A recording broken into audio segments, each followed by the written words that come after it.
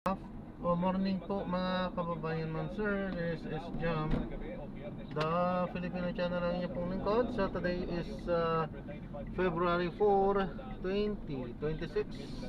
Tayo ngayon ay papunta dyan yan sa may Marivela Street, Santa Teresa,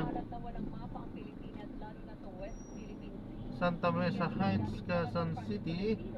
At dadalhin po natin yan sa may corporate building sa may Madre Ignacia Avenue, South Triangle Diliman, Quezon City po yan. Okay, magbabalik po tayo mamayang onte po pag nakuha na po natin sila. Disclaimer lamang po, ang content po natin ay kalsada at hindi ang passenger. Kaya nga naman sakasakali man po na may marinig kayo mga pangalan ng lugar, pangalan ng tao, pangalan ng organization, government o private man yan, ay wala pong kinalaman ng channel nito at wala pong pinapatungkulan. Lahat po na pinag-uusapan dito ay pawang dito lamang po yan sa loob at wala pong pinapatungkulan sa labas. Okay po, magbabalik po tayo mamayang onte pag nakuha na po natin sila. Samantala makinig tayo ng mga nagbabagang balita at mga talakayan habang tayo ay papunta doon sa ating pick-up area. Mas malaki ang magiging ambag ng ICI sa pagpapanagot sa mga sangkot sa kategorya ng sentro ang kanilang mga tauhan. Target ng Department of Transportation na masimula sa ika-15 ng Pebrero ang pagpapatupad ng 5-year validity na rehistro ng mga bagong sasakyan. Ayon kay Transportation Secretary Giovanni Lopez, sisikapin nilang mailabas ngayong linggo ang department order para rito nang agad din makapagpalabas ng memorandum circular ang Land Transportation Office. Tiniyas naman ni Lopez na hindi nila binabaliwala ang roadworthiness ng mga sasakyan. Bagong balita! Naantala ang pagsisimula ng operasyon ng LRT2 mula Recto, Maynila hanggang Antipolo City dyan sa Rizal o pabalik. Kanina alas 5 po ng umaga dahil po sa nagka-aberyang tren sa bahagi ng Araneta, Cubao Station. At ni Attorney Hernando Cabrera, Administrador ng Light Rail Transit Authority, Chief of San Miguel Corporation for celebrating their 25th reunion. Ang event ay hosted ng mag-asawang Ato at Leonor Pasco. Congratulations sa sikat ng San Miguel Corporation. Of course, may babatiin tayo mula sa Bureau of Fire Protection. Ang paboritong departamento po ni Secretary Remulla. Talaga ba? Sabi po, proper mag-favorite. Bureau of Fire The Protection. NCR Acting Regional Director, Senior Superintendent R.G. Andumang, at Deputy Regional Director for Operations, Senior Superintendent CrossFit, Kumilak Hante. Happy birthday po sa iyo. Happy listening pala, hindi birthday. Happy listening po sa Ito ang inyo. birthday. Happy birthday kay Loretta Luring Sangklang, 63 years of today. Oy, Loreen, pa-ice cream ka naman. Happy birthday. happy birthday po ay Luring. Ito lang, well, kahapon kasi, yung pinag-usapan sa Committee on Justice, yung issue tungkol sa impeachment, yung sustansya na pinag-uusapan ngayon. Today, ang pagbubutuhan At niya. pagpupuntuhan na nga ngayon yan, mga kapuso, kahapon hindi na pagputuhan. Kahapon, dito movie tayo!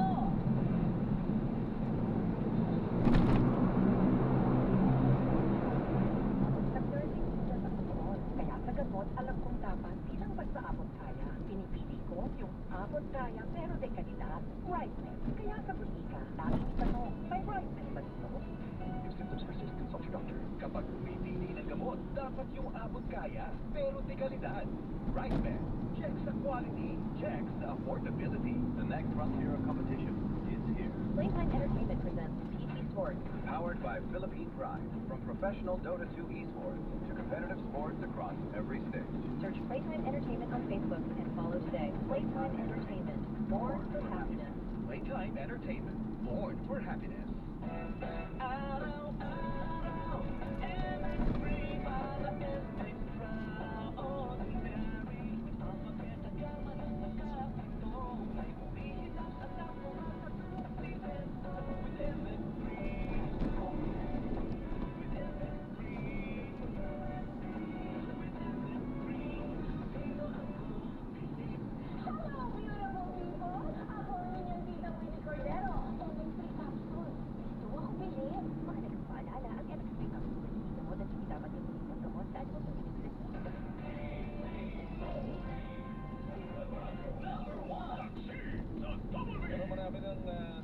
Weng, na mukhang mapapasura yung complaint laban kay Presidente na isinampan ito Si Andre. si Andre De Jesus dahil wala siyang personal knowledge.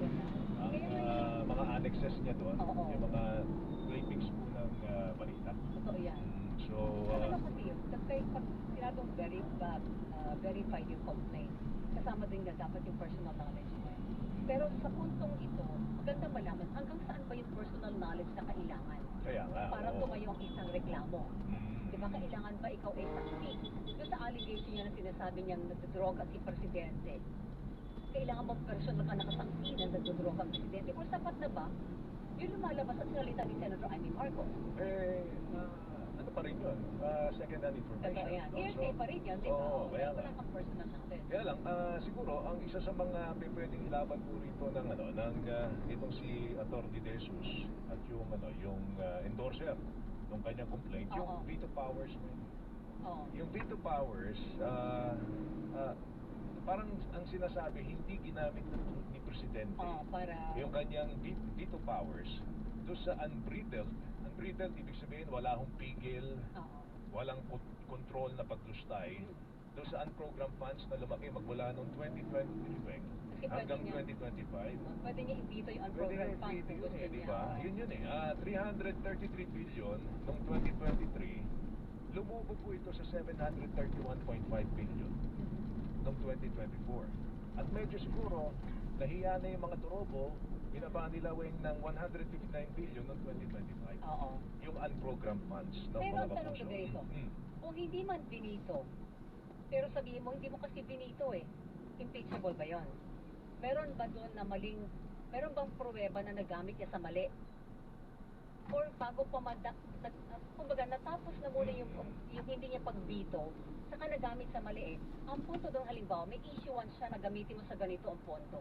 Okay. Kahit hindi ito nakaprograma. Dire-align mo sa hindi dapat programa na nandun sa unprogrammed list ng mga programa. Yun. Pwede yon. Yun, pwede siguro. Pero kung walang Oo. issuances, Oo. at hindi niya lang binito, Ay, hindi naman siguro Hindi na grounds yun. pa-impeachable yun, oo. Kaya lang, ang problema kasi rito, Weng, doon sa unprogrammed funds, nung 3 taon na yan, mga kapuso, ikinarga po yung mga ghost projects, yung substandard. yung sagip, Yes, so, Weng, sa flood control sa taong 2023, 2024, 2025. Kaya nga sinasabi, tinatanong natin, veto powers, mga kapuso, nanggagaling po yun sa dalawang prinsipyo po ng demokrasya eh. Yung separation of powers, tsaka yung check and balance. Pero hindi ginamit ng Presidente yung kanyang veto powers doon, mga kapuso. So, siguro, malaman na rin natin, kasi susunod na tatalakayan sa kanila. sustansya yung kanila. Yung kanila. Si Atty. Nery Colmenares, ang Pangulo po ng Bayan po na nasa ating linya. Attorney, magandang umaga. Si Joel Siweng po ito. good morning sir. Hi, good morning, Joel Weng, at sa lahat po ng viewers niyo. Opo, Kayo Attorney, na yung sasala ngayong umaga. yung sa inyo isasalang at sinasabi, kailangan meron kang personal knowledge. Hanggang Doon sa saan ba yung personal knowledge na yun, Opo. attorney? Yes, well, ang hinihingi sa verification kasi may personal knowledge ka. Muna, ang sabi niyan sa substance muna tayo, recital of fact, constitutive of the offense and determinative of the jurisdiction of the committee. Ang ibig lang naman sabihin niyan, meron ang ground mo ay impeachable offense, like yung 6th ground, betrayal of public trust, culpable, etc. Para may jurisdiction ng committee dahil impeachment committee ito eh. And mag-recite ka ng facts. Ang facts mo to say na betrayal of public trust yan. Halimbawa, sinabi mo, binigyan siya ng kickback na 1 billion pesos. That's a recital of fact. Does it constitute betrayal of trust, public trust? Yung sabihin na complaint, yes. O di tapos na yun, di ba? Kasi presuming it's true, it's still a betrayal of public trust. Nag-commission ko ba naman ng 1 billion, di ba? Ngayon, you need personal knowledge there. Both, either or. Ang requirement sa verification, may personal knowledge ka ba? Or according to records, Yes. authentic records. So either way, kung hindi, syempre, ang personal knowledge, mahirap yun. Di mo naman nakikita yung actual na Correct. bigay. Pero based on personal records or statements from witnesses, hindi may tumanggap ka ng kickback. So, yun yung ibig sabihin dyan, yung personal knowledge and authenticity. Ngayon, sa hearing kasi yan pag-uusapan.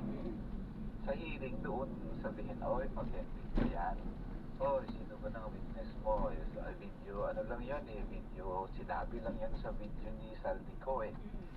May affidavit pa siya. Malay nila, baka may affidavit siya sa hearing ilalabas, di ba? Hindi natin alam yan eh. Dito na stage na to, tinitingnan lang, did you recite facts? Which, if assuming they're true, constitute betrayal of public trust. O di syempre, pasado ang impeachment complaint kasi pag totoo nga namang tumanggap ka ng 1 billion, sabay di betrayal yun. Kung whether or not totoo yan sa hearing yan, prubahan, but for now, you presume that it's true. Pag And sinabi- of course, it constitutes betrayal of public trust. Pag sinabi pong authentic records, yung personal knowledge alam na natin, di ba, Jo? Pag sinabing authentic records, ano pong ibig sabihin nun? Anong klase mga records ito? Direktang galing halimbawa sa, kung ang pinag-uusapan natin ay budget, direktang galing sa Malacanang o sa DBM, ng mga dokumento, hindi pwede yung mga lumabas lang sa media, mga news clippings and all. Dalawa yun. Opo. Una, official records. Ano yung official authentic? Well, syempre, galing yun sa Malacanang. Halimbawa, sa complaint na nakasalang today, may mga ano dyan na transcript ng committee hearing, ng Senate, transcript ng... May presumption yan na ano, na authentic or official yan, di ba? Yung other authentic records, may record ka na not necessarily official, pero authentic yun. Yung affidavit. Yes. Diba, may affidavit si ganito, na ganito. Authentic ba yung affidavit? Yes, authentic yan. Ganon.